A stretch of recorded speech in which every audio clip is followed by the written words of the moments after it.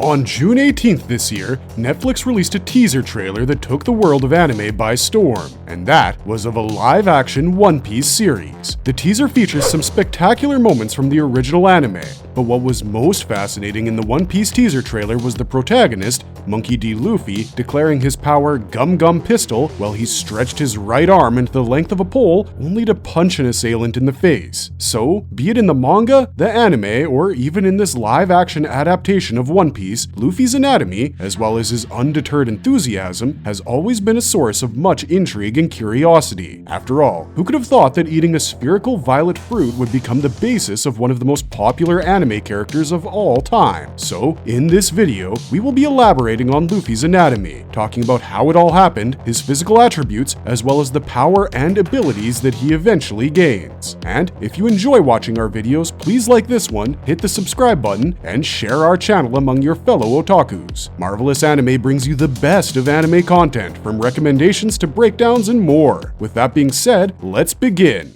Human Boy becomes Rubber Man. How Monkey D. Luffy gains his unique anatomy. It was on one fine day at a country bar when a 7-year-old Monkey D. Luffy took a few bites out of a round, weird-looking violet fruit out of sheer frustration because Shanks, the chief of the infamous Red Hair Pirates and his role model, did not put up a fight against the mountain bandits for insulting him. Upon discovering Luffy's actions, Shanks freaks out and screams at him for eating the Gomu Gomu no Mi, aka the devil fruit. By the time he turned Luffy upside down and shook him frantically to make him throw up, it was too late. The legs became elastic and he ended up dropping Luffy down as he hit the floor. So what exactly is the Gomu Gomu no Mi, which roughly translates to gum gum fruit in English? And how did it end up in the bar that day? The Gomu Gomu no Mi, which Luffy ate at the bar, is a paramecia type devil fruit, which, upon eating, gives rubber-like properties to the user. In short, the person who eats this paramecia type Gomu Gomu no Mi is able to stretch and elongate any part of their body. And if you're wondering how it ended up in the bar that day, it was Shanks and his crew who stole the devil fruit from the world government that had originally been in possession of it for around 800 years. On the same day, the Red Hair Pirates had assembled for a loud and hearty union at the bar with Shanks and the fruit on the bar counter, only for little Luffy to eat it. Now, coming back to that day at the bar, as seen in Season 1, Episode 4 of the One Piece anime series, not only does Luffy develop elasticity to stretch his arms and limbs, but he is also informed by Shanks that eating this fruit results in the user losing the ability to swim forever, because if he even touches water, his altered physiology will immediately sink him to the bottom.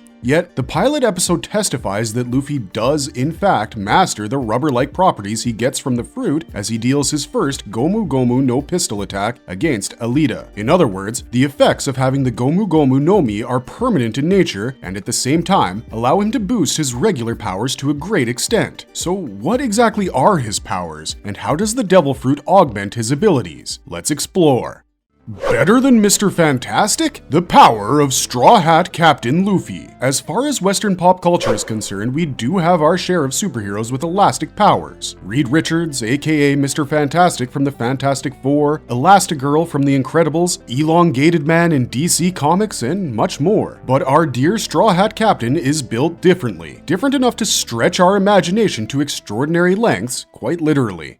The Rubber Man. The essential power of Luffy's anatomy is quite simply his elasticity. The paramecia type Gomu Gomu no Mi gives him rubber-like attributes that have permeated down to the cellular level, so much so that the organs and even the blood cells in his body have acquired this elasticity. And this is a major reason why he is eventually able to develop the gears, a special set of techniques which we will discuss at length in the next segment. For now, let's focus on the Rubber Man. Given the elastic nature of his muscles, Luffy can use his arms as a slingshot to propel himself a considerable length or height, depending on the angle of his ejection from the ground. In short, Luffy takes advantage of his body's elasticity to accelerate as well as create a huge impact on his enemies through his attacks. As a matter of fact, Luffy's muscles tend to gather more force as he stretches his arms or legs to a significant length. Thus, the longer the limbs get, the greater the force generated. This is complemented by his years of intense childhood training, especially in the company of his friends Sabo and Ace. As the three would fight with each other to develop their strength and speed, Luffy took his time to adjust to the new rubber-like body and gradually learned to make effective punches and kicks and to use his arms to fling himself into the air.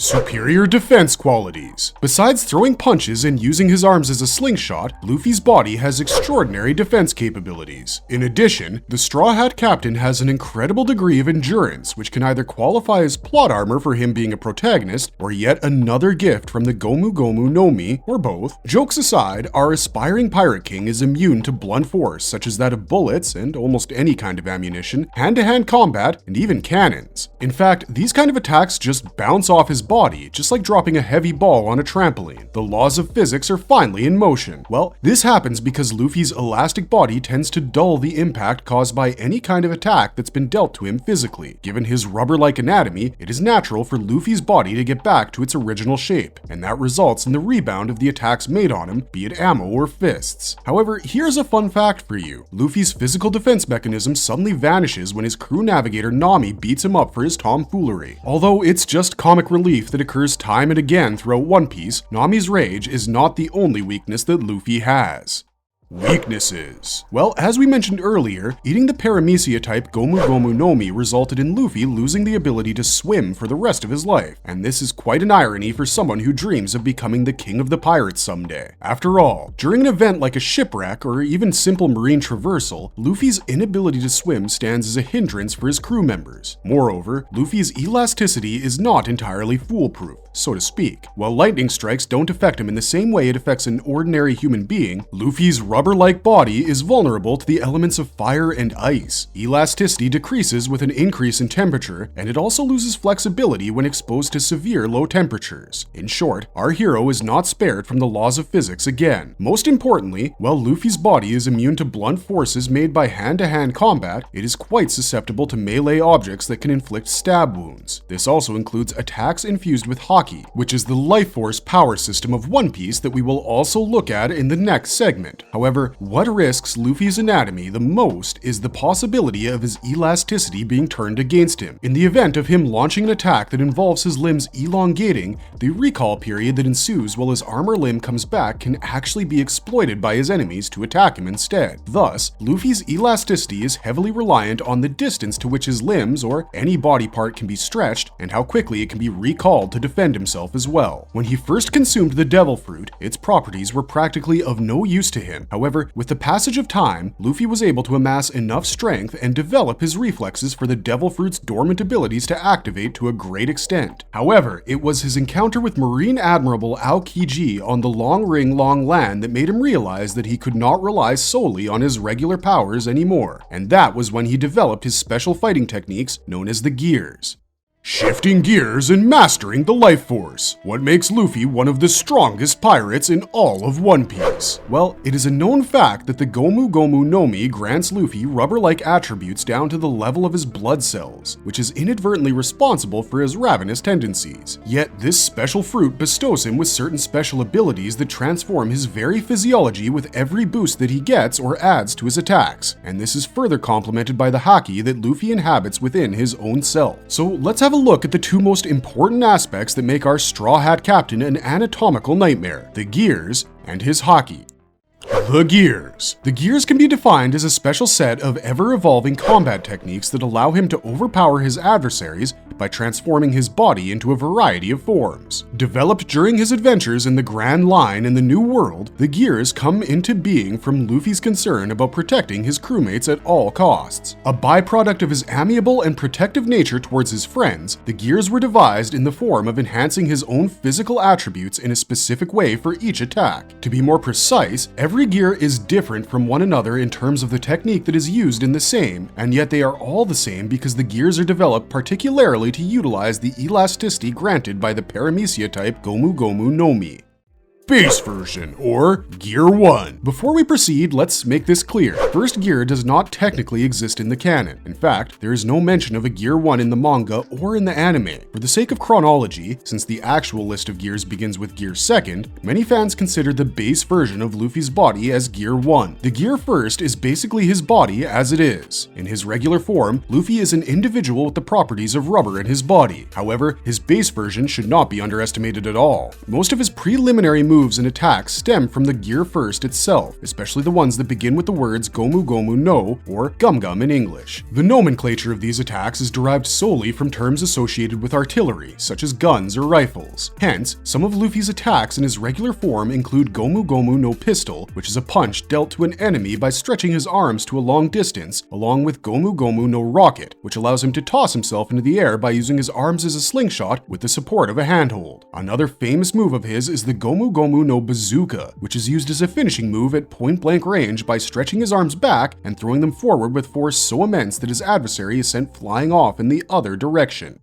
Gear 2. The first official form on the list, the Gear Second witnesses Luffy manipulate the blood vessels in flow inside his own body to artificially boost his combat states. Luffy's rubber body allows him to expand and contract his blood vessels at an insane rate without worrying about causing a rupture because, they're made out of rubber. This results in a much higher concentration of red blood cells in his body, which facilitates pumping in significantly higher amounts of oxygen and nutrients at much faster rates than usual. In doing so, his body acquires a greater degree of strength and speed, and also develops a shinier visual appearance with steam coming off his body. First seen in episode 272 of the Enies Lobby arc, Luffy activates Gear Second during his fight against Blueno, which helps him get a decisive win against the agent of CP0. By breaking through Blueno's best superhuman techniques, Luffy's Gear Second became one of the most important developments in the Enies Lobby arc, as well as in the entire plot as well. By expanding his blood cells and thus boosting his strength and speed, Luffy is able to take down an assailant by merely using his limbs. However, Gear Second has its limits. By forcing the body to gain an incredible amount of oxygen and other nutrients and create more energy, Luffy is bound to exhaust himself completely and thus be rendered defenseless in a situation where his enemy is yet to be subdued. Most of all, the prolonged use of Gear Second can result in Luffy collapsing into a state of paralysis, while it also dwindles his lifespan with every attempt of its usage. This means Luffy gathers an enormous amount of energy to fight, but at the cost of his own life. But that's what heroes do most of the time. Yet, post-time skip, Luffy is seen using the Gear Second in a judicious manner by channeling all the energy into select parts of his anatomy instead of his entire body. The attacks that Luffy deals with while in Gear Second often have the word jet in them, so the move Gomu Gomu no Gatling becomes the infamous Gomu Gomu no Jet Gatling when in Gear Second, which allows him to land a barrage of rapid and continuous punches, and hence, create the illusion of the adversary being hit by a countless number of fists at the same time. One of the most celebrated moves in One Piece, Luffy uses the Gomu Gomu no Jet Gatling to defeat Rob Lucci in the Enies Lobby arc. Gear 3. Gear Third is quite different from its predecessor as far as Luffy's incarnations are concerned. The foundation of Gear Third lies in the user's ability to enhance his strength to use singular, effective attacks. So, Luffy is able to attain Gear Third only if he bites into his thumb joint and blows through his thumb to inflate his arm, which is elastic, into a balloon-like hand. However, the sheer force of the gigantic limb also increases significantly, thus being able to destroy anything that it hits. And this is where its weakness lies. Gear Third cannot be activated with a push of a button. Rather, it takes a considerable amount of time to prepare the body for the same. At the same time, the movements necessary to achieve Gear Third make it clear for the opponent to decide on a counterattack or a defensive move instead. Additionally, Gear Third does take a huge toll on Luffy's body. For instance, in the pre-time skip phase, it is observed that Luffy shrinks into the size of a young boy immediately after Gear Third is deactivated, and he remains in this stature for the same amount of time he spent battling in Gear 3. However, the post-time skip era sees Luffy being more mindful about using Gear Third, such as concentrating the area of inflation into one part of the body, like the fist, instead of channeling it throughout his arm. Gear 4. Gear Fourth is a product of Luffy's flight of imagination and peak creativity to use the abilities of the Gomu Gomu no Mi to their fullest. To attain Gear Fourth, Luffy envelops his arm into the armament haki, which is developed from an individual's spiritual energy to build an invisible shield around a portion of the body, in this case, his arms. More on this later. Next, he inflates his arms not by biting into the thumbs, like in the case of Gear Third, but instead inflates his own muscles, thus directing more oxygen into his limbs. Simultaneously, he allocates the increased amount of energy to other parts of his body according to his needs in a given situation. In other words, Gear Fourth morphs his body into different shapes, depending on the nature of his combat techniques. There are 3 types of subforms under Gear Fourth. His Bound Man subform requires Luffy to inflate his upper body to maximize the elasticity around the expanded areas, thus making him a bouncy entity with the power to deal with devastating attacks attacks while changing directions at will. This subform also increases his defense capabilities to the extent that every attack that lands on him rebounds immediately. The Snake Man subform, on the other hand, adapts Gear 4th to boost his speed and reflexes beyond the standard limits. As he slims down his physique, Luffy becomes capable of attacking his assailants from every direction without missing a beat. The third subform is the Tank Man. As the name suggests, this uses Gear 4th to enlarge Luffy's body into a spherical mass of destruction. With his defenses strengthened even further, Luffy's Tank Man helps him use his entire body as a weapon to rebound enemy attacks and instead blast them to a great distance. While the gears play a major role exclusively in combat, Luffy's special fighting techniques are occasionally intertwined with the haki, which can upgrade an attack to a whole new level.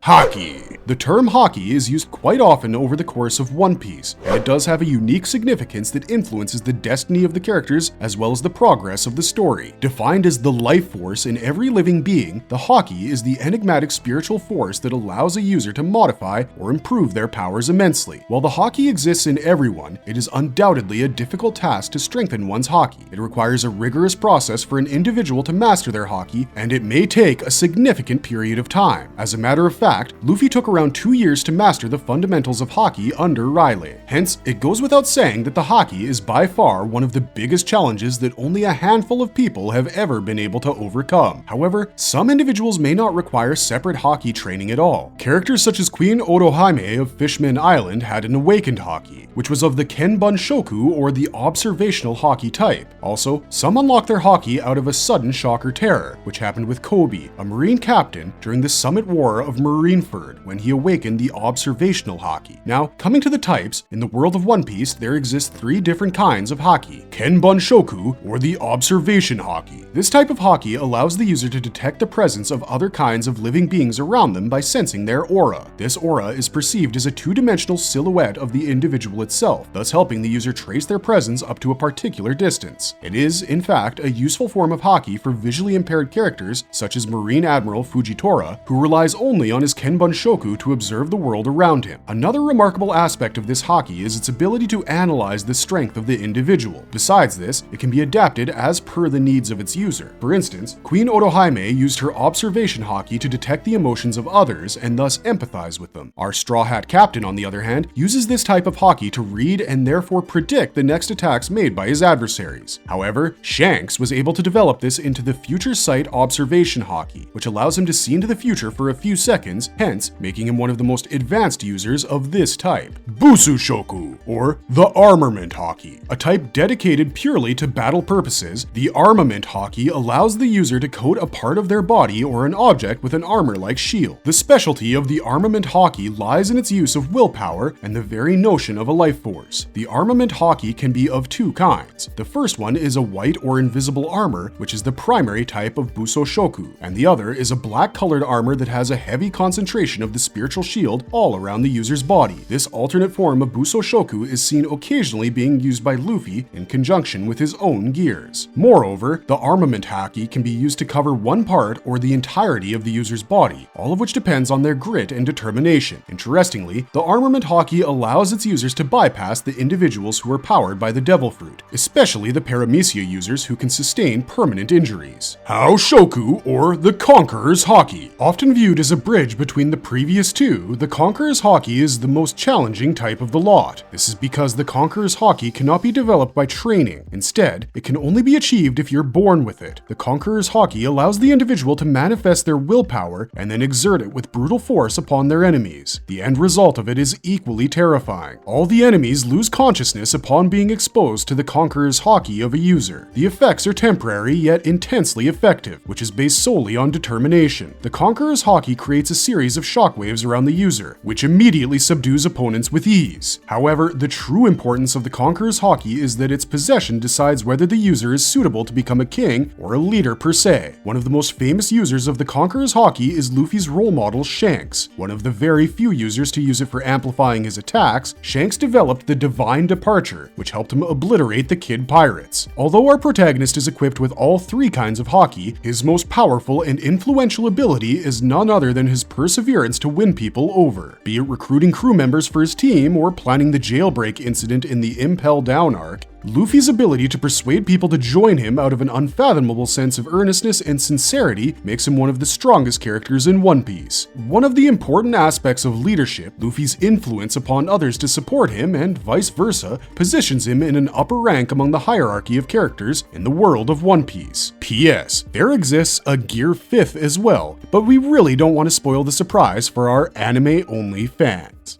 Marvelous verdict. Once upon a time, a jolly little boy ate a round violet fruit with an awful taste, only to become one of the biggest contenders for the title of the Pirate King. Monkey D. Luffy's journey spans over a quarter of a decade, with ups and downs as tumultuous as the seas that the Straw Hats have traversed all these years. Yet, the endearing nature of their captain keeps bringing in more people to join the ever-increasing fandom of One Piece, and it's quite justified, having an expansive storyline with an equally huge cast of characters whom we see for over 1,000 episodes. One Piece is indeed a story of epic proportions about an elastic boy who would one day become king of the pirates.